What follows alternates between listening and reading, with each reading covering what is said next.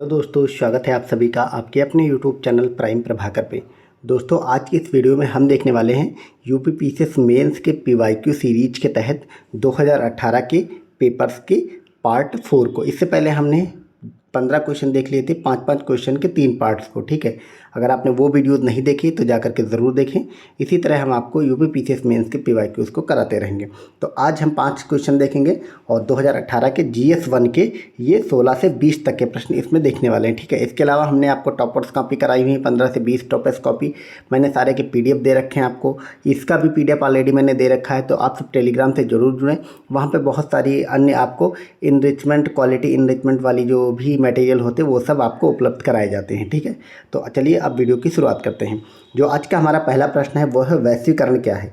तो ये 2018 में पूछा गया था आपके जीएस 1 में यूपी पीसीएस मेंस में।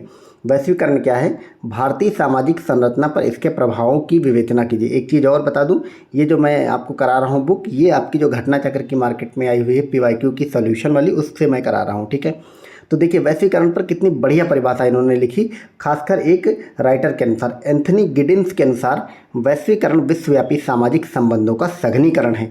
वस्तुतः वैश्वीकरण एक प्रक्रिया है जो आधुनिकता से जुड़ी संस्थाओं का सार्वभौमिक दिशा की ओर रूपांतरण है। अब ये कितनी बढ़िया परिभाषा है। मतलब जनरली होता क्या है, मोस्टली सारे लोग के आंसर में वैश्वीकरण की एक ही तरह की परिभाषा लिखाई जाएगी कि वैश्वीकरण एक ऐसी प्रक्रिया है और जिसमें कि हम विश्व के सारे देश एक दूसरे से कनेक्टेड रहते हैं, सामाजिक रूप से, आर्थिक रूप से, सांस्कृतिक रूप से। मतलब इस तरह की परिभाषा जनरली लोग लिखते हैं।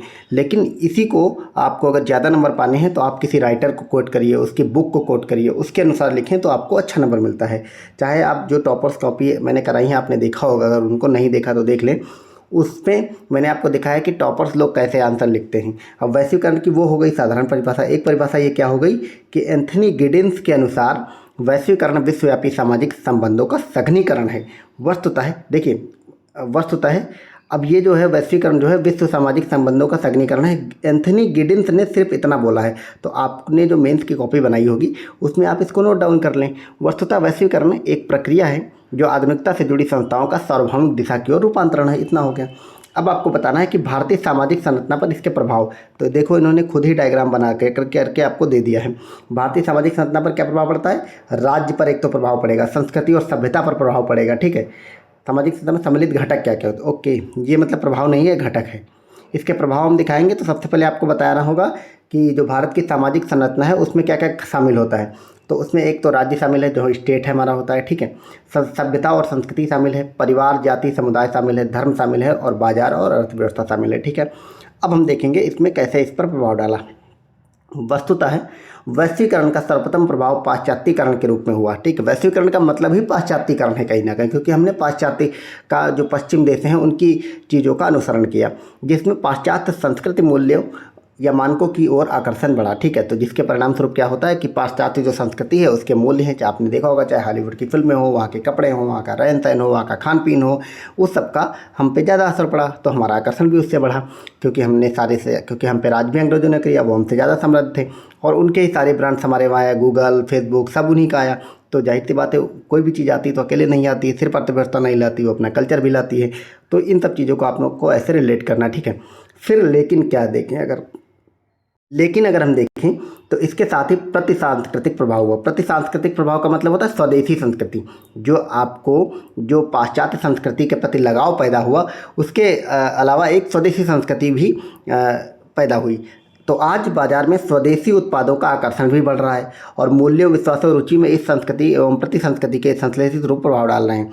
तो कहीं ना कहीं जो पाश्चात्य संस्कृति और भारत का स्वदेशी, जिसका मिला जुला रूप भारत के समाज में आज के समय में पड़ रहा है। ठीक है, अब अगला हमारा जो पैरा है वो क्या है कि परिवार, जाति, समुदाय की भावना भी इसके समन्वय संश्लेषण के उदाहरण हैं। ठीक है, तो इनके संश्लेषण के उदाहरण क्या हैं? जैसे आपको पता होगा कि भारत में जो फैमिली का कल्चर है वो कैसा है, वो कहीं ना कहीं एकल फैमिली नहीं है। ठीक है, वो पूरा सब, और जो पाश्चात्य संस्कृति उसमें एकल परिवार होते हैं, न्यूक्लियर फैमिली जिसको बोलते हैं। ठीक है, और जॉइंट फैमिली भारत में रही है, तो भारत में कहीं ना कहीं इसका मिला जुला रूप दिखता है। ठीक है, इसकी पहचान वास्तव में बढ़ी है, लेकिन साथ ही अन्य जाति समुदाय के मूल्यों, कर्मकांडों, विचारों को जानने का भी मत भी बढ़ा है। तो हमने मतलब इससे क्या फ़ायदा हुआ है कि न सिर्फ विदेशी संस्कृति को अपनाया बल्कि दूसरों के जानने समझने का भी कहीं ना कहीं मतलब जो वैश्वीकरण है उससे ही ये सब चीज़ें बढ़ी हुई हैं। इसके अपने सकारात्मक और नकारात्मक प्रभाव हैं। नकारात्मकता के रूप में यह पहचान और कट्टर होकर जाति के अंतर्राष्ट्रीय पहल से जुड़ जाती है। तो नकारात्मकता की अगर बात करेंगे तो कट्टर होना जो है यह कहीं ना कहीं इसका नकारात्मक स्वरूप है, जाति का अंतर्राष्ट्रीय जो पहलू है उससे जुड़ जाता है। सकारात्मक रूप में जातीय दृष्टिकोण में आम जीवन सार्वजनिक जीवन में सकारात्मक परिवर्तन आया है, अर्थात सामाजिक व्यवहारों में अब यह दृष्टिकोण हावी नहीं है। सही हाल अब धर्म अभिवृत्ति है, ठीक है, सही हाल धर्म अभिवृत्ति, तो धर्म जो अभिवृत्ति है वो चीज़ इसमें इसकी वजह से आई है।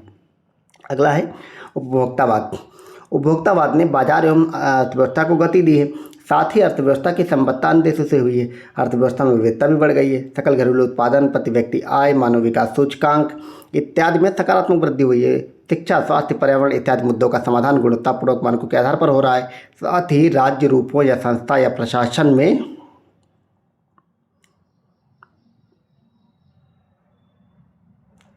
इसमें प्रशासन में क्या बढ़ रहा है, विकेंद्रीकरण बढ़ रहा है। सत्ता में नागरिक सहभागिता बढ़ रही है। स्थानीय स्वशासन पर बल बढ़ रहा है। सूचना का अधिकार आ गया है। पारदर्शी एवं गुड गवर्नेंस आ गई है और ई गवर्नेंस आ गई। तो ये सारी चीज़ें आ गई हैं, ठीक है। इत्यादि धारणाओं को बढ़ावा दिया जा रहा है। फिर अगला पॉइंट है कि वस्तुतः वैश्वीकरण ने भारतीय समाज को गहराई से प्रभावित किया है। तो सांस्कृतिकरण हुआ है और प्रतिसांस्कृतिकरण, दोनों ही सभ्य भारतीय समाज को नई समन्वित संस्कृति की ओर ले जा रहे हैं। तो वैश्वीकरण से क्या हुआ, एक तो सांस्कृतिकरण हो गया, ठीक है, मतलब विदेशी संस्कृति का, फिर प्रतिसांस्कृतिकरण आया तो इससे स्वदेशीकरण बढ़ गया, ठीक है। अब नई समन्वय संस्कृति की ओर ले जा रहे हैं। किसी भी संस्कृति को आत्मसात करके अपने पारंपरिक मूल्यों को पुनर्स्थापित करना भारतीय सभ्यता की एक प्रमुख विशेषता रही है, ठीक है। मतलब भारतीय सभ्यता की ये बहुत बड़ी विशेषता है। आप स्वयं देखें कि जो इस्लाम है उसमें जाति प्रथा नहीं होती, लेकिन सिवाय भारत का इस्लाम ऐसा है जिसमें जाति प्रथा हो गई। तो इस्लाम जब भारत में आया, दुनिया के अलग अलग हिस्सों में गया तो वहाँ पे इस्लाम वैसा ही रहा जैसा था, लेकिन भारत में जब इस्लाम आया तो इस्लाम भारत से जाति व्यवस्था को तो नहीं समाप्त कर सका, बल्कि इस्लाम के अंदर ही जाति व्यवस्था मतलब हो गई, जो कि भारतीय संस्कृति की पहले से पहचान थी, ठीक है। जाति व्यवस्था अच्छी है गलत है वो अलग मैटर है, वो अलग मतलब बहस का विषय है। लेकिन मतलब एक बात बताया जा रहा है कि भारतीय संस्कृति क्या है, वो दूसरी संस्कृतियों को अपने में आत्मसात कर लेती है। उसका ये बहुत अच्छा एग्जाम्पल है इस्लाम वाला, ठीक है। यह विशेषता प्राचीन काल से अब तक बनी हुई है, यह सतत जारी रहेगी, अतः भारतीय पहचान बनी रहेगी। तो ये हमने इसको लास्ट में कंक्लूड कर दिया। अब अगला क्वेश्चन हमारा है उत्तर प्रदेश की पर्यटन नीति 2012 के प्राथमिक लक्ष्यों को स्पष्ट करना है, 2018 के प्राथमिक लक्ष्यों को स्पष्ट करना है, ठीक है। तो उत्तर प्रदेश में पर्यटन नीति 2012 में आई, ठीक है, सॉरी 2018 में आई, तो 2018 में ही पेपर हुआ था इसलिए पूछा गया था। अब उत्तर प्रदेश की जितनी भी नीतियां हैं, चाहे निवेश नीति हो, पर्यटन नीति हो, वन नीति हो, तो लगभग ऐसे करके लगभग 12 से 15 नीतियां हैं, उन सबको आपको रेडी करना है, ठीक है। तो ये हम चूँकि 18 का पेपर था, 18 में आई थी, तो इसको इसीलिए पूछा गया था। हालांकि अभी आपके क्वेश्चन में GS 1 में नहीं बल्कि GS 6 में पूछा जाएगा, ठीक है। GS 6 में यूपी स्पेशल में ये सवाल पूछा जाएगा। लेकिन हम चूँकि उस समय ये बात करी गई थी, ठीक है, तो इसको हम अभी नहीं पढ़ेंगे। मतलब ये आंसर मैं आपको नहीं दिखाऊंगा, मैं सिर्फ इतना आपको बता दे रहा हूँ कि आप जो लेटेस्ट वाली पर्यटन नीति उसको पढ़ लेंगे और GS 6 के तहत पढ़ेंगे, ठीक है। हम GS 1 के क्वेश्चन देख रहे हैं। अब अगला देखते हैं, ये हमारा प्योर ज्योग्राफी का क्वेश्चन है, ठीक है। आज के इस प्रश्न का तीसरा क्वेश्चन, ठीक है। वायु राशि क्या है, इसकी प्रमुख विशेषताओं का उल्लेख करिए। ये क्वेश्चन आया था आपके 2018 में ज्योग्राफी से। वायु राशि हवा का वह घना रूप है जिसमें ताप एवं आर्द्रता एक समान एवं समतल होते हैं, ठीक है। आपने मतलब बहुत ही, मैंने बताया जो क्वेश्चन होते हैं इसमें आपको मुश्किल से 30-35 वर्ड में आपको इंट्रो देना होता, तो इन्होंने वायु राशि का कितना बढ़िया इंट्रो दिया, टू द पॉइंट, कि वायु राशि हवा का वह घना रूप है जिसमें ताप और आर्द्रता एक समान एवं समतल होते हैं। जिसमें अब इसमें क्या पाया जाता है, वायुमंडल का विशाल विस्तृत एवं घने भाग की भौतिक विशेषताएं यथा, यानी कि जैसे तापमान एवं आर्द्रता में विभिन्न ऊंचाई पर क्षैतिज दिशा में समरसता पाई जाती है, ठीक है। अगला है, इसमें एक समान तापमान एवं आर्द्रता वाली कई परतें होती हैं। दूसरी पहचान हो गई वायु राशि की। तीसरी, इनको ध्रुवीय और उष्णकटिबंधीय एवं महाद्वीपीय आधारों पर वर्गीकृत किया गया। तो ये 3 पहचानें हमने बता दी वायु राशि की, और वायु राशि क्या होती है उसका। अब इसकी कुछ विशेषताएं देख लेते हैं। यह एक विस्तृत क्षेत्र में समान तापमान एवं आर्द्रता का वितरण होता है। गतिशील वायु तंत्र का हिस्सा है जो तापमान व आर्द्रता को उत्पत्ति के स्रोत के अलावा अन्य क्षेत्रों तक पहुंचाती है, जैसे भारत में मानसून का पहुंचना। तीसरा, अपने मार्गों में आने वाले स्थलों को प्रभावित करती है। 2 विपरीत स्वभाव की वायु राशियाँ जहाँ मिलती हैं वहाँ वाताग्रोह का निर्माण होता है। ये मत्स्य उद्योग के लिए अच्छे होते हैं। तो ये हमने वायु राशि को अच्छे से इसमें बता दिया, ठीक है। अब अगला हम देखेंगे जो 19 नंबर क्वेश्चन आया था कि ज्वालामुखी, भूकंप और सुनामी आपस में कैसे संबंधित है? ज्वालामुखी उद्गार के संभावित सभी कारणों पर प्रकाश डालिए। तो ज्वालामुखी, भूकंप और सुनामी आपस में कैसे संबंधित है ये आपको बताना है, और बताना है ज्वालामुखी उद्गार के सभी संभावित कारण। तो नंबर 1 है प्लेट विवर्तनिक सिद्धांत को इसने बताया कि प्लेट विवर्तनिक सिद्धांत के अनुसार इनके आपसी संबंधों की व्याख्या की जाती है। किनकी? ज्वालामुखी, भूकंप और सुनामी की। साथ ही कमजोर क्रस्ट वाले भाग जहां एथोपियर की ताकतें प्रभावित होती हैं वे भी इनके आपसी संबंध को स्पष्ट करते हैं। अतः इनको अंतर संबंधित करने वाले 2 सिद्धांत हैं। कौन कौन से 2 सिद्धांत हैं? पृथ्वी के ऐसे क्षेत्र जो कमजोर क्रस्ट से संबंधित हैं, यहाँ एथनोस्फीयर की उष्मा यानी कि मैग्मा के कारण ये बाहर निकलने वाली ताकत लगाती हैं। दूसरा प्लेट विवर्तन की, जहाँ प्लेटों के आपसी संचरण से घर्षण होता है, जहाँ टूट फूट चलती रहती। तो ये 2 पॉइंट्स हैं, ठीक है, यानी कि जहाँ पे मतलब मैग्मा वाली आप परिकल्पना देंगे, दूसरे प्लेट विवर्तन की। 2 में इन सारे जो आपका ज्वालामुखी है, भूकंप है और सुनामी, इनका आपस में अंतर संबंध प्रूफ होता है, ठीक है। फिर अगला एक और एग्जांपल दे देंगे, प्रशांत महासागर का रिंग ऑफ फायर यानी कि अगली वाला क्षेत्र, इसके अंतर्गत क्षेत्र से स्पष्ट उदाहरण है, ठीक है। तो ये जो आपका प्रशांत महासागर का जो अग्नि वाला क्षेत्र है, रिंग ऑफ फायर जो है, वो इसका एग्जाम्पल है। ज्वालामुखी चाहे समुद्र के बाहर हो या अंदर, ये जब मैग्मा को बाहर निकालते हैं तो इससे जो प्रकंपन उठता है वह भूकंप है, और समुद्र के अंदर यही प्रकंपित भूमि उच्च ऊर्जा वाली लहरें उत्पन्न करती हैं जिनकी ऊंचाई अधिकतम होती है। इन्हीं अत्यधिक ऊंचाई वाली लहरों को सुनामी कहते हैं। तो हमने बता दिया सुनामी का कैसे भूकंप आते हैं और कैसे सुनामी आते हैं, तो इस लाइन में हमने और क्लियर कर दिया। अब ज्वालामुखी उद्गार के आपको कारण भी बताने हैं, तो ज्वालामुखी उद्गार के कारण देख लेते हैं। कारण क्या है? पृथ्वी के अंदर एथनोस्फीयर में विद्यमान मैग्मा एवं इसकी ऊष्मा प्रेशर कुकर की तरह होते हैं जो दुर्बल क्रस्ट को फोड़कर बाहर निकलने को प्रेरित होते हैं। हालांकि इसमें मतलब वो इसका डायग्राम नहीं बना, आप लोग जब आंसर लिखेंगे तो डायग्राम जरूर बना देंगे, ठीक है। भूकंप जो प्लेट विवर्तनिक से उत्पन्न होते हैं वह भी ज्वालामुखी की प्रक्रिया को प्रेरित करते हैं, ठीक है।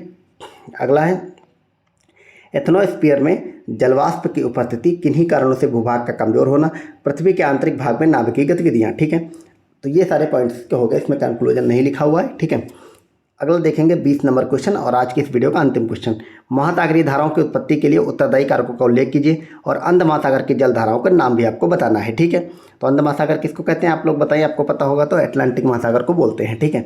तो इसका एग्जाम्पल क्या, इंट्रो क्या दिया गया है महासागरीय धाराओं के बारे की। महासागरीय धाराएं क्या है? तो महासागरीय धाराएं महासागरों का एक प्रकार का परिवहन तंत्र है जिनमें एक निश्चित दिशा में बहुत अधिक दूरी तक महासागरीय जल की एक राशि, निश्चित तापमान और निश्चित लवणता वाला उसका प्रवाह होता है, ठीक है। तो महासागरीय धाराओं की परिभाषा कितनी बढ़िया सिंपल सी लाइन में इन्होंने लिख दी। इसी प्रवाह को महासागरीय धाराएं कहते हैं। अब इसकी उत्पत्ति के उत्तरदायी कारक क्या हैं? तो पृथ्वी के परिभ्रमण संबंधी कारण, तो पृथ्वी जब अपनी धुरी पे घूमती है उसके कारण भी महासागरीय धाराएं उत्पन्न होती हैं। महासागरों से संबंधित कारक तो 2 कारक हैं। तो अब सबसे पहले हम देखेंगे पृथ्वी के परिभ्रमण से संबंधित कारक क्या क्या होते हैं। तो पृथ्वी के परिभ्रमण से महासागरों में उत्पन्न जल राशियाँ जो परिभ्रमण की दिशा में या विपरीत दिशा में हो सकती हैं। तो ये हो गया पृथ्वी के परिभ्रमण। अब महासागर से संबंधित अगर कार्य देखें तो इसमें तापमान में भिन्नता, तो तापमान के कारण भी होती है। लवणता और घनत्व, तो तापमान, लवणता और घनत्व, इसमें भिन्नता के कारण जो है वो आपकी महासागरीय धाराएं उत्पन्न होती हैं। अब हम देखें अंध महासागर की धाराएं क्या क्या होती है। ये इन्होंने इंट्रो बनाया, मतलब डायग्राम बना दिया, इसको आप यूज कर सकते हैं। तो अंटार्कटिक प्रवाह होता है, बेंगुला प्रवाह, ब्राज़ील जलधारा, तो ये सारी धाराएं हैं अंध महासागर की, ये आपको बतानी भी है। दक्षिण विश्वतीय धारा, गल्फ स्ट्रीम, उत्तरी अटलांटिक प्रवाह, कनाडी धारा, उत्तर विश्वतीय जलधारा, प्रतिकूल विश्वतीय जलधारा, लेब्राडोर जलधारा और ग्रीनलैंड जलधारा, ठीक है, फॉकलैंड जलधारा। तो ये इतनी सारी आपकी हो गई जलधाराएं, मतलब ये आपकी जो है अंध महासागर की धाराएं हैं, ठीक है। आप लोग, ये आपका हो गया क्वेश्चन। ये धाराएं तो आप सब, कौन ठंडी धारा, कौन मतलब किस महासागर में की धारा है और कौन किसके तट पे है और कौन सी ठंडी और गर्म जलधारा है, ये सब आपको पता होना चाहिए, प्रीलिम्स के भी पॉइंट ऑफ व्यू से, ठीक है। तो ये हमारा हो गया 2018 का GS1 का पेपर। अब हम चलेंगे 2019 के GS1 पे, या फिर आप कहेंगे 2000 ईयर वाइज चलें तो 2018 के अब GS2 पे चलेंगे, ठीक है। तो आप लोग बताएं ये मेरी PYQ सीरीज कैसी लग रही है। इसके अलावा मैं टॉपर्स कॉपी भी आपको अभी मैंने 25-30 करा दी। अब मैं सोच रहा हूँ कुछ अलग तरीके से कुछ अन्य टॉपर्स को भी उठाया जाए, अच्छी रैंक वालों के, ताकि आपकी मतलब आप आंसर कैसे लिखिए वो सब भी कराया जाए। तो आप लोग बाकी टेलीग्राम से जुड़ जाएं, चैनल को सब्सक्राइब नहीं किया तो कर लेना है लोग, और मिलते हैं अगले वीडियो में। Thank you so much.